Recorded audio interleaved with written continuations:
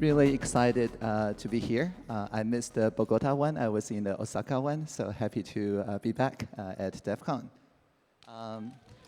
Yeah, thank you.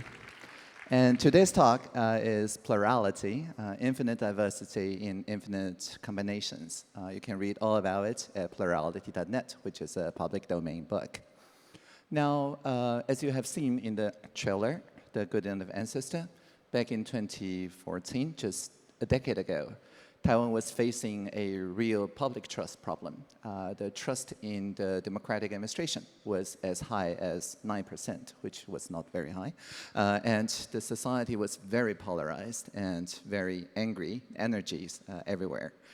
And so the point that we made back then was that we should not succumb to the anger and outrage that swept across much of the world at the time. And instead, we should turn conflict into co-creation. And there's a saying that says, to give no trust is to get no trust. And in the span of just 6 years, we had rebuilt the trust by radically trusting the people. And so by 2020, the public trust has risen to over 70%. And so this is the journey that began a decade ago. The Sunflower Movement, March 2014, was when people were really deeply unhappy about how the administration and the parliament was handling a particular trade negotiation. But what set this movement apart is that we say that we're not protesters. Protesters is against something.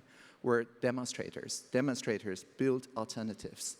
So we occupied peacefully the parliament for 3 weeks with 500,000 people on the street and many more online. And the occupied streets around the parliament became a live, open citizen assembly. Anybody can come there and learn about how exactly does the trade agreement affect them. And they can engage in a facilitated conversation, both in person and online. And every day we reach a little bit consensus about those specific issues and read them aloud. And after 3 weeks, something very rare happened in the history of Occupies. The Speaker of the Parliament accepted all our demands. And so that was extraordinary. And by the end of 2014, the central government invited us, the civic activists, to join the cabinet as reverse mentors, advising the cabinet in the art of how to rebuild public trust.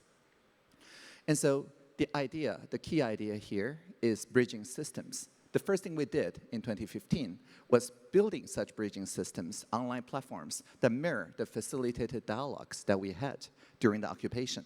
For example, this is a real screenshot back in 2015 about Uber, which involved non-professional drivers and which really offended the taxi drivers, caused a lot of conflict both in the street and online. But instead of letting the discussion devolve into outrage on social media, we built our own pro-social media where citizens can express their views constructively, and this is the Polis platform.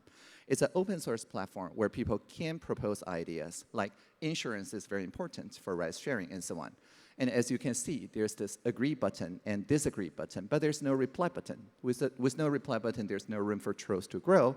And you can see as you click agree or disagree that your avatar, that blue circle, moves toward to a cluster, a K-means cluster, where people share with your views, and you can see what bonds you together and what are dividing the groups. And the idea here is that we focus on the bridging idea. The more an idea bridge across groups, the more bonus it gets. And so only the idea that speak to all the different groups can get agenda setting power to be part of the policy agenda. And so during the Uber deliberation, people first agree on the basic facts, like what's actually happening. And then we ask, how do you feel about those facts? And some were angry, some were happy, but everybody is an expert in their own feelings. And this allowed us to cluster based on the shared sentiments. And so by the third week, we had a set of very bridging ideas, like surge pricing is acceptable while the demand is high, but undercutting meters is not. And so the final regulations setting these as agenda ensure fairness for both Uber and the local cooperatives in rural areas and so on. And so the lesson we learned back in 2015 was that polarization is not a function of the people involved. It is a function of the space. And so we can design pro-social systems that reduce polarization as a function of the space, making the group-informed consensus into a common knowledge, like a group selfie that everybody sees and say, oh, actually, we do agree with most of our neighbors most of the time on most of the points, and it's just one or two things that divides us. And that group selfie is very powerful. Now, the idea has since then influenced the mainstream platforms, such as Twitter, now X.com, and also YouTube. So maybe some of you have tried the jury duty, that is the community notes. It follows the same principle. So if only one side, on the left, on the right, agree with a note, it does not get featured. It only gets featured if it bridges perspective from both sides, encouraging more and more balanced contributions. And so by promoting those notes that bridge differences, the system incentivizes this idea of constructive engagement.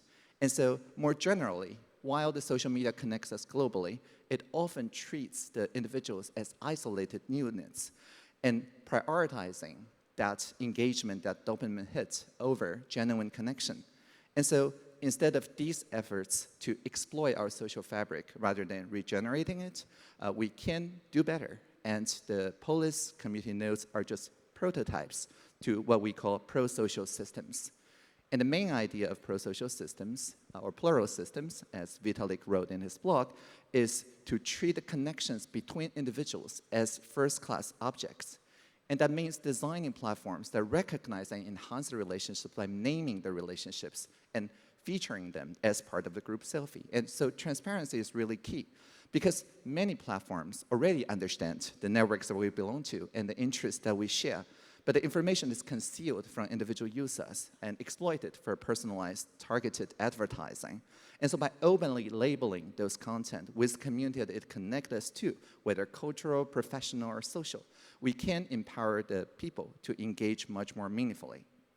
And so this idea has many applications, and in the book we discuss a lot of them, but basically all of them falls into this trade-off, this production possibility frontier. As you can see on one side, deep collaboration happens in small, in homogeneous groups, while large-scale interactions tend to be more superficial, like just capitalism. But what if we can push the frontier forward? And so that is the main research agenda for plural systems. What if we can design systems that allows for the same deep, meaningful collaboration, but across larger groups? Or we keep the same scale of people engaged, but much more meaningful, much more higher bandwidth democracy. And so by designing spaces that accommodates this kind of infinite combinations in infinite diversity, we can then move toward a much more interconnected society and tackling more and more emerging challenges. So I'll just use one example, which is the middle, the augmented deliberation. More recently, we tackled in Taiwan this March a society-wide issue, which is an emerging issue called deepfakes and other synthetic content on social media. And so this March, we sent out 200,000 random text messages, SMS, to citizens across Taiwan from 111, which is a well-known number that says this comes from the government, so you know it's not scam. And it asks a very simple question: how do you feel about information integrity online? And from those who responded, who said, okay, I'm willing to engage in online augmented deliberation, we randomly selected 450 people through random stratified sampling or sortition, a microcosm of our society in terms of age, occupation, region, so on and so forth. And so this microcosm were divided into 45 online rooms with 10 people each. And instead of professional facilitators, the room now auto-facilitates. The AI-powered tools guides the discussions without a human facilitator, and the platform transcribes the real-time transcripts, conversations, key points, points of disagreement, points of agreement, and even encourage the quieter participant to share their thoughts more. And so the AI-assisted deliberation enables us to scale meaningful conversations in real time and synthesize different ideas from those 45 different rooms into a coherent bridging idea that we then read out to the 450 people during the plenary, For example, one consensus that was woven this way was that social media platforms need to be liable if they fail to verify the mandatory digital signatures of online advertisements. In other words, if an advertisement shows Audrey Tang selling you some scam or something, and the platform did not secure a digital signature from me, and somebody get conned for $1 million, then that platform should be liable for $1 million. And so we took those collective insights, and within just 3 months, just passed the legislation with the support of all the different parties. And so the new law requires social media to ensure the authenticity in online advertisements. So it's not content-level moderation or censorship, but rather at actor-level provenance. And so this process demonstrated how technology can enhance democratic participation, turning this complex challenge and basically deliberate in the same speed as the technology evolves. And so our journey in Taiwan taught that if we, instead of broadcasting, just broad listening from the society, we can just integrate those very different conflicts, polarized sides, and turn them into co-creation. It's not just limited to Taiwan. For example, in Japan this year, a young political newcomer, an AI researcher named is Takahiro Ano-san, embraced these principles after reading the Plurality book and ran for the Tokyo governor. And so inspired by the Plurality book, Ano-san basically used AI to deep fake himself. He live streamed as a VTuber for 17 days, answering almost 10,000 questions from voters. You can call into a hotline to have a conversation with his voice clone. But the point is that it's all open source. And his manifesto, his platform is on GitHub. And so this kind of collaborative co-creation, again, showed the people in Tokyo, like in real time, what their preferred platforms are. And so Ano's experience basically illustrates how the principle of broad listening can result in a very high quality platform, independently rated as the best platform, even though he did not win, Koike-san won. But the idea is that we can enrich our collective experiences and weave a stronger, more interconnected social fabric. And so that leads to the idea of pro-social media. What you're seeing here is a prototype called Cortico.ai from MIT that exemplify the idea of pro-social media. And the software is to enable small gatherings like religious, community, educational settings to hold meaningful listening sessions. And the software, again, transcribes and anonymizes the conversations, highlighting the points where people resonate and share those resonating ideas across the bridging groups. And so this creates a network of understanding where insights from one group inform discussions in another group. And ultimately, a collective sense-making report is done, again, with the help of language models, and then reflecting the collective voice of the people so that people can then understand deeply what they all care about. And the idea of pro-social media then regenerate the social fabric rather than maximize individual engagement. And this can also offer a new revenue source because for communities and also for personal subscriptions, we all want to connect more meaningfully with our communities. And so this leads to the real-world application part. So in our pursuit to do more pro-social digital environments, this year, there's also a very interesting critical opportunity. So one of the world's most influential social networks is called TikTok. And we think rather than resorting to bans, we're putting together what's called a people's bid to acquire the US assets of TikTok and turn it into exactly that sort of pro-social constructive communities-driven space. As you can see, TikTok's recommendation algorithm has been a double-edged sword. Last year, there's research that shows an average undergrad in the US, if you want them to stop using TikTok, you have to pay them $60 or so a month for the utility that's lost. But if there is a way for them to make everybody around them, including themselves, quit TikTok, they're willing to pay like $30 US per month. And so this is a kind of collective trap situation where people find it very difficult to leave due to the network effects and peer pressure. And so the people's bid basically seeks to acquire TikTok US and shift it into the open decentralized infrastructure, not unlike Farcaster or Lens, and allowing users to port their social graphs and choose their own experiences. So there's no immediate loss. If you migrate away from one particular front end, you can keep all the values in the network. And so by replacing the existing recommendation engines with bridge-making algorithms, we hope to promote content that fosters understanding and collaboration across those diverse different viewpoints. And research from Stanford already showed that such bridge-making algorithms can maintain the same user engagement while enhancing the quality of interactions and overall mental well-being. So if you know someone from the Web3 space who would like to architect TikTok's eventual migration to the decentralized social networking protocol, like a CTO for the people's bit, please do get in touch. So now, before moving to the Q&A, with 10 minutes left, I'd like to share something personal. Back in 2016, when I was first named digital minister in Taiwan, Taiwan did not have a digital minister before. And so the HR asked me, would you like to write a job description to describe what a digital minister do? And in Taiwan, it just so happens, 数位 means both digital and plural. So in addition to being a digital minister, I'm also a minister of plurality. And so what follows is really a prayer. It is my job description as digital minister and now cyber ambassador of Taiwan. It goes like this. When we see the Internet of Things, let's make it an Internet of beings. When we see virtual reality, let's make it a shared reality. When we see machine learning, let's make it collaborative learning.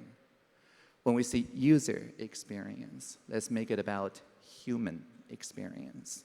And whenever we hear that a singularity is near, let us always remember the plurality is here. Thank you so much.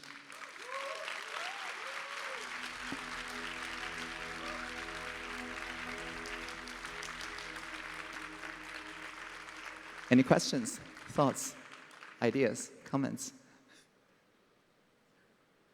Well, feel free to get in touch. I'm at Audrey T on most platforms. Thank you. Oh, there's a question there. Sorry. Yes. Please. Thank you. Really great talk. Yes, I was just really interested with the experiments that you've run, like if you ever have trouble with people engaging and if you've explored different kind of incentive mechanisms to get people involved in all this great work and research. Yeah, that's a great question. Yeah, so the key to get people engaged is fast, fair, and fun.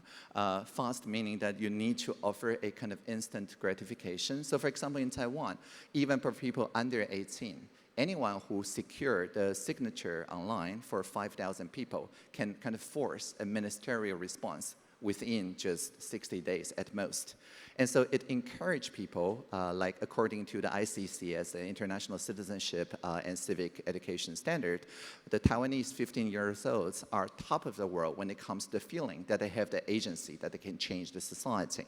And we publicize the results, which could be fun. You know, one of the results early on was banning plastic straws from the bubble tea takeouts, the boba takeouts. That was very successful, started by a 16-year-old. By the time she was 17, she became a cabinet-level reverse mentor. There's also another very popular petition that says we would like to go to school 1 hour later because study shows that 1 more hour of sleep actually, as opposed to 1 more hour of study, actually increased the grades. And the Ministry of Education was like, yeah, that's a great idea. And so that was passed and included into law. And so by publicizing, yeah, it really is science. 1 more hour of sleep does help study.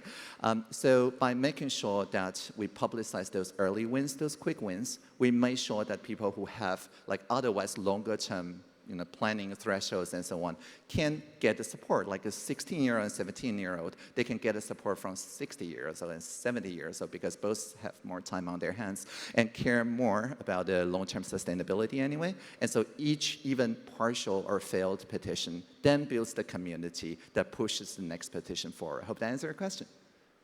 Thank you. Great. Any other questions? There's quite a few there.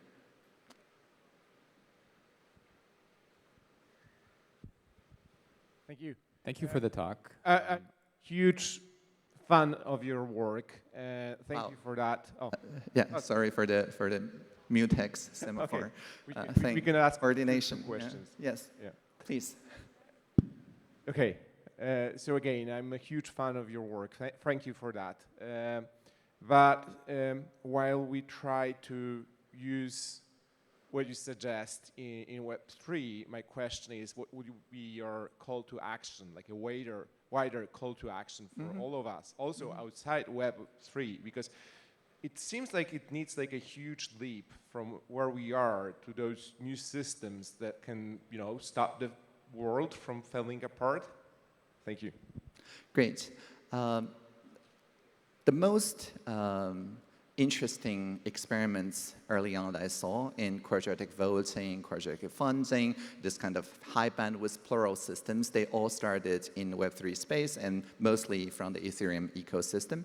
Basically, what we use in Taiwan, either for the presidential hackathon or quadratic funding, we basically look at the Ethereum ecosystem, see what worked, and then took what worked and in the real world application. So although I guess it's not strictly speaking real world application of Ethereum, it's real world application with Ethereum.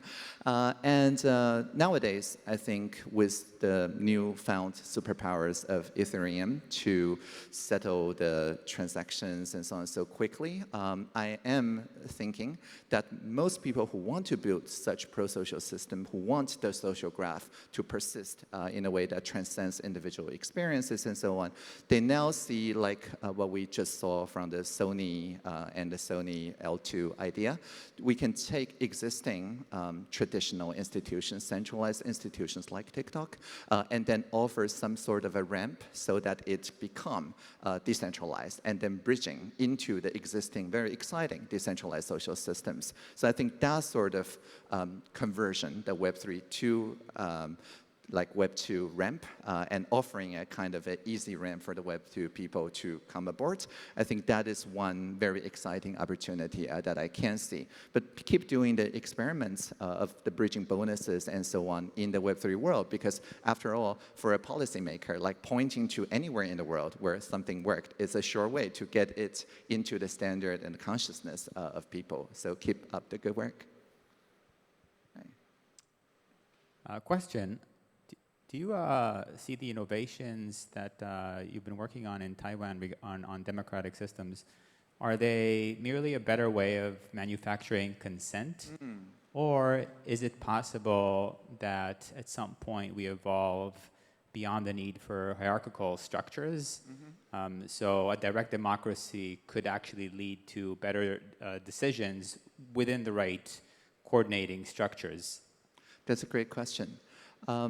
Indeed, I think currently the examples I gave is more like in design thinking terms. It's like in the first diamond. It is about discovering the common values and defining how those values should be applied to solve an emerging issue. But in existing representative democracy, the second diamond, which is the development of the budgets and policies and the delivery of such things in the execution layer in the administration, these stay the same. So basically, this is like an add-on to the existing representative democracy. But we do also see, for example, during the pandemic or the infodemic, the disinformation crisis during the pandemic, we do see that there are certain functions that people in Taiwan do not want the government to run. For example, fact-checking. They would think that if you centralize the authority of fact-checking into something that's run by the government, then the government has an incentive of basically saying things that are from the opposition party as false or something. So in Taiwan, we do not actually concentrate that power into the administration, but rather rely on the collaborative fact-checking in the civil society, on the open source ecosystem, so that, for example, Facebook or Instagram, the Meta ecosystem, they partner with the Taiwan Fact-Checking Center or the MigoPen or the collaborative fact-checking system, and these are in the social sector. These are in the civil society, and we make sure in the government that we just offer like very quick responses to the fact-checkers instead of assuming that function ourselves. So I think the more practical way to think about it is to feel in a society whether there are some functions that people just do not want the government to centralize. And from those fields, we can then use the same coordination measures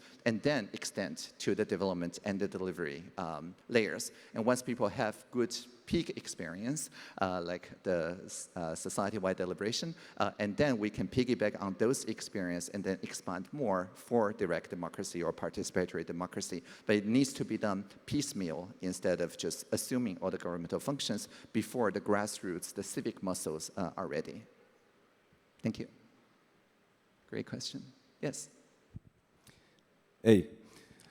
So my question kind of connects to direct democracy, like the last question. And if I had to make an analogy on the on your kind of spiel and idea, is that we're trying to migrate realities. So we're trying to migrate from a physical reality to something that is more virtual, governed by bits and bytes, maybe later other things. But physical reality has a fabric which is very basic. There's one person, one vote, and that kind of governs morality in some way, right? So how are you trying to migrate that? Because physical reality has bad actors, and bad actors can exploit the lack of fabric that you have, that you don't have in virtual realities. Namely, it's called Sybil stability or anything like that. So I'm curious to understand what you're thinking about that. So just to clarify the question is that in physical reality, like each person is physically in one space, it is impossible for me to fork into like 10,000 clones or robotic clones. And it has been like that for thousands of years. So that's my question, basically. Yeah. How do you migrate that principle, which is physical, to something that is virtual? Yeah, so for example, in the police system or the systems that we run, we of course need to ensure that each person only have one presence in that system. We usually use SMS, which works domestically, because it's, if you try to get like 5,000 SMS numbers, the anti-money laundering people discover you very quickly. But beyond the borders, it is then the need for some sort of interoperable, like personhood credentials, the ways to kind of disclose that you are not a bot without overly disclosing anything about yourself. That becomes very important. And so I think a couple of days ago, Finland is now running a hackathon that tries to solve this sort of problem because they want to use police as their society-wide public digital infrastructure. And so they don't want, like Finns overseas, to have a lot of trouble authenticating, but they also don't want people being able to impersonate 10,000 people. And so they used exactly the same toolkits that you're all developing here, the zero-knowledge proofs, the selective disclosure, verifiable credentials, and things like that. And so it's not to make the virtual world a surveilled world or a world where it's like real name transactions, but rather just to preserve one single feature from the physical world, which is one person can only be physically in one room at a time. So that is the feature that we're trying to imitate in the virtual world without making it into a surveillance capitalism space. So I'm not exactly sure that to completely address your question, but that is like the #1 issue we face when we deploy that in the real world. Any other questions? Yes, one more question. Okay. Hello. Hey. And thank you for your talk. It's inspirational, quite. If I can put this question together, I'd ask, what's the biggest threat from state actors against radical change and civic movement? Like, what do you think we can do about governments trying to subvert their own societies in the way that you've spoken? Yeah, I think the #1 threat that I see is this sense of the society being so polarized that any sort of organization or mobilization or trust is impossible. So it is in an authoritarian government's best interest to make sure that each individual feel like an individual and not at all horizontally connected, not at all participating in anything that's meaningful and change-making. And so to counter that, a lot of the work that we've been doing is to ensure that even at a very small community grassroots level, there are ways to quickly see that we do actually agree on common actions and can make those common actions together. Indeed, back in 2014, in the Occupy Parliament in Taiwan, all the different corners in Taiwan were occupied by different NGOs, the civil society organizations that has been around even when Taiwan was under the martial law, was a dictatorship. And they did not have the canvas to tackle like overtly political topics back then. Maybe they tackled like consumer right protection or environmental protection or collective buying, like cooperatives and so on. But after a few decades, the relationship muscles and civic muscles grew to a point where people do feel that they're in it together. And then they effected a peaceful transition to democracy in Taiwan and also ensure that it's not violent because at any given time, people belong to intersection groups of civil society actors that they can feel that even though maybe the president wasn't yet directly elected, that didn't happen until 96, but throughout the 70s and 80s, more and more room gets opened by the civil society actors. So to counter the pessimistic polarization or manufactured polarization, the easiest way is just to get organized and just trust each other, even on a small scale. Thank you. All right, thank you so much for the great questions. Live long and prosper. Thank you. Thank you, Audrey. Thank you, Audrey. Amazing talk. Okay. With this, we actually are concluding the programming for this main stage. At this point, the stage will be closing down. It will actually be dividing into 3 stages, which will reopen in the afternoon for more programming. Starting in 24 minutes are more talks in other stages around here on the same level. So you have talks around, introduction to multilateral trade credit, set off an MPC, on-chain capital allocation workshop, what's going on into the Pectra upgrade by Christine, and bridging TradFi and DeFi through Ethereum and EVM, a pathway to innovation. So check out those talks in those other stages. We'll need everyone to clear out of this stage so we can reset. And thank you all for joining us here this morning.